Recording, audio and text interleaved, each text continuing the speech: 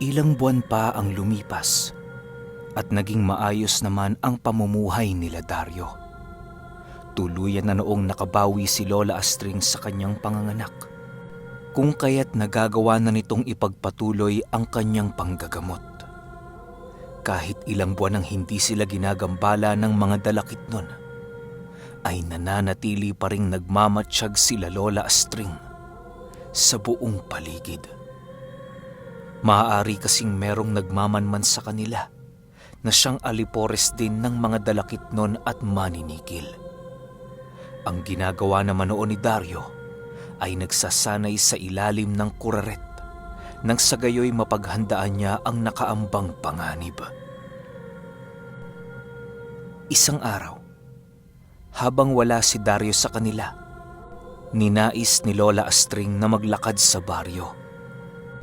Kilala naman siya sa kanilang lugar noon, kung kaya't hindi niya naisip ang mga panganib na maaaring maidulot ng mga nilalang na merong galit sa kanya.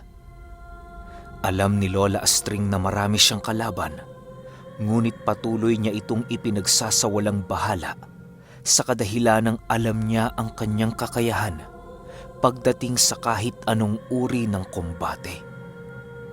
Sa pagpapatuloy ng kanyang pag-iikot sa kanilang baryo, may iilan siyang bahay na nasipat na pinagpupugaran ng mga aswang.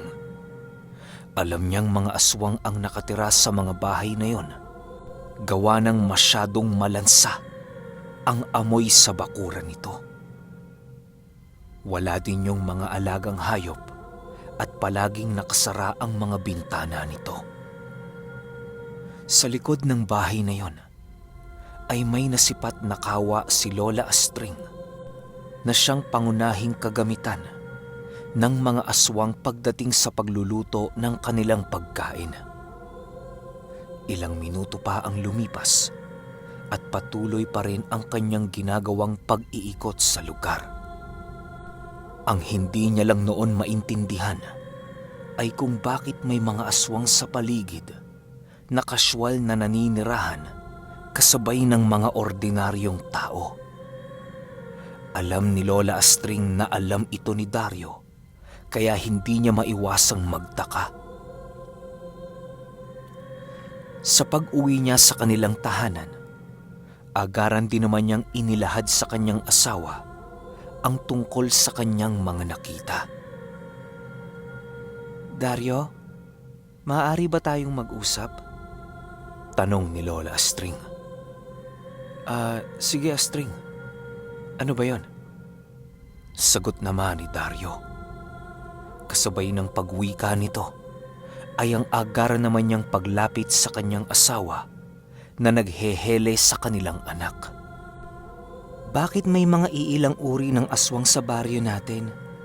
Akala ko ba ang kanyo lang ang naninirahan dito?" tanong ni Lola Astring. Nang marinig ito ni Dario, ay pinili na muna nitong manahimik na para bang nag-iisip ito ng kanyang sasabihin.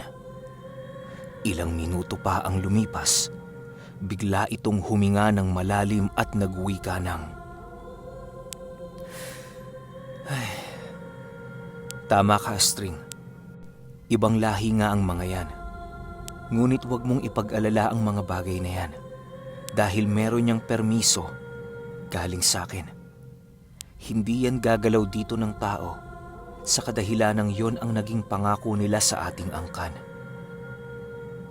Matapos makapagpaliwanag ni Dario, ay tanging pagtangulang naman ang ginawa ng kanyang asawa. Ngunit lingid sa kanyang kaalaman na merong nararamdamang kakaiba si Lola Astring ukol sa pananatili ng mga nilalang na yon. Alam niyang hindi ito magiging maganda sa kanilang baryo, kung kaya't pinili niyang pag-isipan ang kanyang mga susunod na gagawin.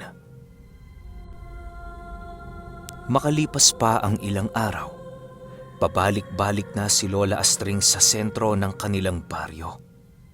Madalas na din silang magkita ng mga kuno-kunong aswang na nakatira sa pamamahay na kanyang pinagdududahan. Isang araw, Habang naglalakad si Lola Astring sa baryo, biglang merong isang lalaki ang nakapukaw ng kanyang atensyon. Nakaupo yun sa isang tahanang nasa dulo ng baryo na siyang patuloy na tumititig sa kanyang paglalakad. Hindi naman ito gaanong pinansin ni Lola Astring, subalit hindi na niya nagawa pang maatim ang mga pag-uusal nitong ginagawa habang siya ay naglalakad. Nang maramdaman ni Lola Astring ang bigat ng presensya sa paligid, pinili niyang muling balikan ang kinaroroonan ng lalaki.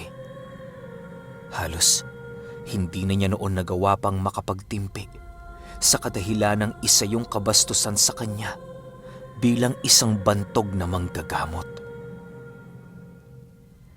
Iho, kung makikipaglaro ka, ipagbigay alam mo ha. Hindi yung makikipaglaro ka sa taong walang kaalam-alam sa mga ginagawa mo.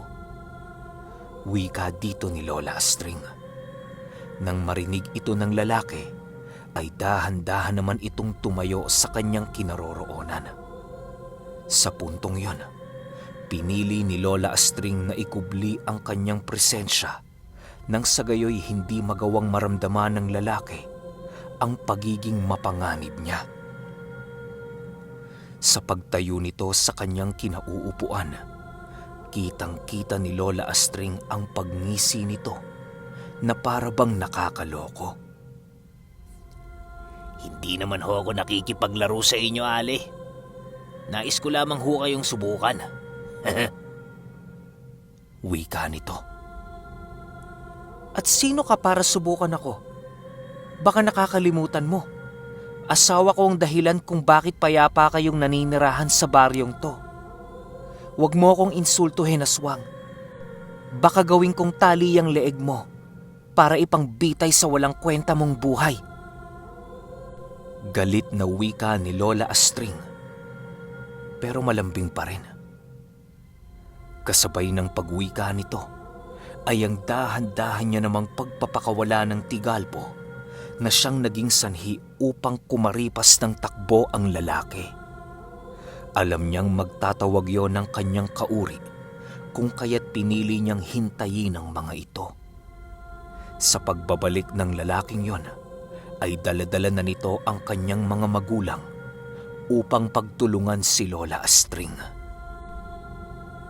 Ang buong akala noon ng binatilyo ay aayon sa kanyang iniisip ang kanyang mga magulang. Ngunit nabigo lamang ito nang masipat niyang lumuhod ang kanyang ama't ina sa harapan ni Lola Astring. Sa pagsilay ng binatilyong aswang sa ginawa ng kanyang mga magulang, ay labis-labis na lamang ang kanyang panggigigil kay Lola Astring. Tay! Nay! Ba't kayo nagbibigay galang sa mga nilalang na mas mababa sa atin? Nakakahiya kayo! Sigaw ng binatilyo. Nang marinig naman ito ng kanyang mga magulang, ay dali-dali siya nitong hinawakan sa leeg at walang pagdadalawang isip na isinubasob ang kanyang pagmumuka sa lupang kanyang kinatatayuan. Pasensya na ho kayo, Ginang Babaylan, sa kalapastangan ng ginawa ng aking anak. Hayaan nyo at gagawin namin ang lahat upang ito ay madisiplina ng maayos. Sana ho, Ginang, huwag na ho itong makarating kay Ginoong Dario. Lalong-lalo na yung ginawa ng anak ko. Mangiyak-ngiyak na pagmamakaawa ng ama ng binatilyo. Nang marinig ito ni Lola Astring, ay pinili na lamang niyang intindihin ang inasal sa kanya ng binata. Wala pa naman kasi itong naitatalang problema sa kanilang lugar, kung kaya't hindi naging mahirap para kay Lola Astring ang pagpapatawad dito. Ilang minuto pa ang lumipas, pinili na lamang ni Lola Astring na umalis sa pamamahay nito. Hindi naman niya noon gaanong inintindi ang pangyayaring yon, gawa ng humingi ng kapatawaran sa kanya ang mga magulang nito. Ang buong akala noon ni Lola Astring ay doon na magtatapos ang kapangahasan ng binata. Ngunit nagkamali siya. Makalipas lamang ang mismong araw na yon, doon na nag-umpisang magparamdam sa kanilang pamamahay ang binatilyo. Paminsan-minsan kapag sumasapit ang 3:00, nakikita ito ni Lola Astring sa may sapa, di kalayuan sa kanilang tahanan. Nakatingin lamang ito sa kanilang bahay na halos hindi mo makikitaan ng kahit na anong paggalaw. Kahit malayo ito sa kanila, alam ni Lola Astring na yon ang binatilyo sa kadahilanang nagawa na niyang markahan ang presensya nito. Hindi na niya muna ito gaanong pinansin dahil baka naman meron itong dahilan sa pagtungo sa lugar na yon. Sa paglipas pa ng mga sumunod na araw, ay halos madalas niya na itong nasisilayan sa lugar na yon. Alam niyang sila ang minamanmanan nito, kung kaya't wala nang nagawa si Lola Astring kung hindi ang ipagbigay alam ito kay Dario. Dario, nakikita mo ba yung binatilyong nakatayo sa may sapa? Ilang araw na yang nagmamasid sa tahanan natin. Para bang meron itong masamang gagawin? Huwag mong hahayaan, Dario, na akong gumawa ng paraan upang mapalayas yan sa lugar na ito. Kung maaari, sabihan mo na ang pamilya niyan habang nagagawa ko pang makapagtimpi ng galit ko. Wika ni Lola Astring. Kasabay ng pagwika nito ay ang pagturo naman niya sa kanyang asawa sa kinaroroonan ng binatilyo.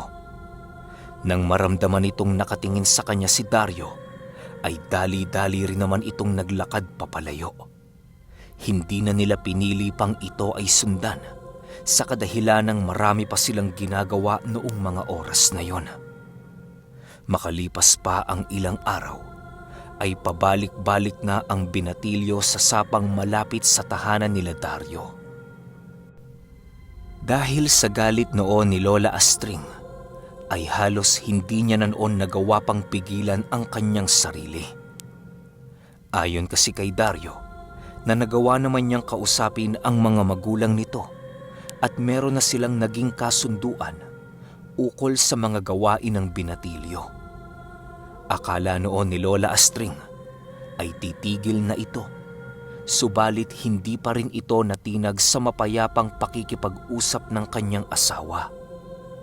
Dahil sa labis na galit noon ni Lola Astring, ay wala nang nagawa si Dario kung hindi ang hayaan ito sa kanyang nais. Sumapit ang gabi noong mismong araw at pinili ni Lola Astring na bisitahin ang pamamahay ng binatilyo. Pilit man siya noong pinipigilan ni Dario, ngunit bigo itong mapakalma ang nagwawalang si Lola Astring. Binalaan na kita, Dario, ngunit hindi mo nagawa ang trabaho mo. Ipaubaya mo na sa akin ang binatilyong yan dahil hindi ko na maatim ang pangiinsulto niyan sa akin. Galit na wika ni Lola Astring. Nang marinig ito ni Dario, ay halos agad naman siyang nawala ng lakas upang pigilan ito. Sa paglakad ni Lola Astring sa kanilang baryo ng 10 oras, ay pinili naman ng kanyang asawa na siya ay samahan. Ilang minuto pa ang lumipas, ay nadapo na nga sila sa pamamahay ng binatilyong yon. Walang sabi-sabi, agaran itong pinasok ni Lola Astring upang mahanap ang aswang na nagbibigay sa kanya ng sakit ng ulo. Ilang minuto pa ang lumipas, at panay naman ang pagkakatok ni Lola Astring sa pintuan ng pamamahay nito. Nang mapagtanto niyang hindi siya kayang buksan ang pinto, ay doon na niya ipinaramdam sa mga aswang ang mapangwasak niyang presensya. Iho, nandito na ako. Lumabas ka na dyan dahil makikipaglaro na ako sa iyo ngayon. Ilang araw na kitang pinagtitimpian, subalit sadyang mapangahas ka.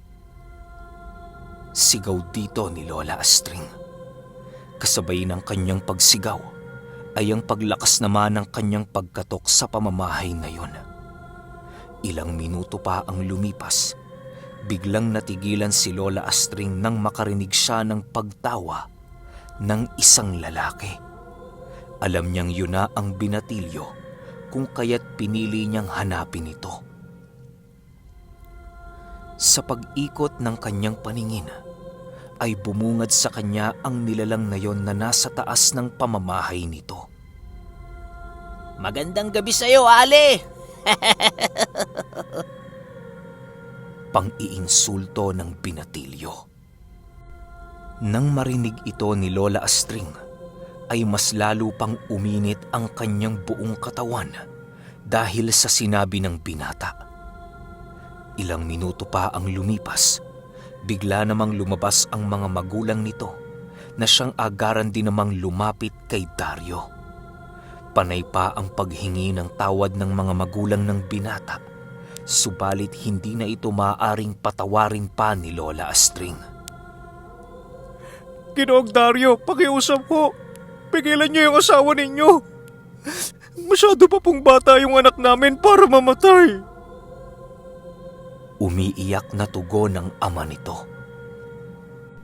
Nang marinig ito ni Dario, ay halos hindi nito magawang makapagsalita sa pamilyang yon.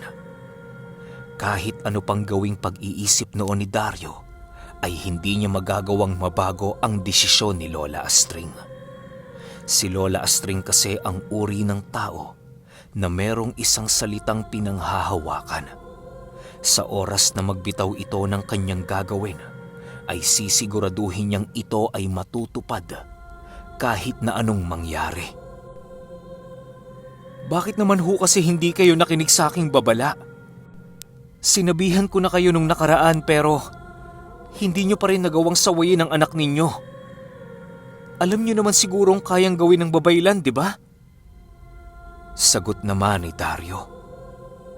Nang marinig ito ng mag-asawa, ay pinili nitong magpaliwanag kay Dario nang sa gayoy magawa niyang maintindihan ang buong pangyayari. Ayon sa mga magulang nito, na ang anak nilang yon ay ganun na talaga ang pag-uugali. Dahil sa pagnanais nito ng labis na kapangyarihan at karangalan, kung kaya't walang takot itong humaharap sa mga kalabang alam niyang delikado. Marami na umano yung natakasang mga manggagamot, kung kaya't naging panatag na ito na yun pa rin naman ang magagawa niya kay Lola Astring. Ngunit lingid sa kanyang kaalaman na si Lola Astring ay napakamapanganib na kalaban.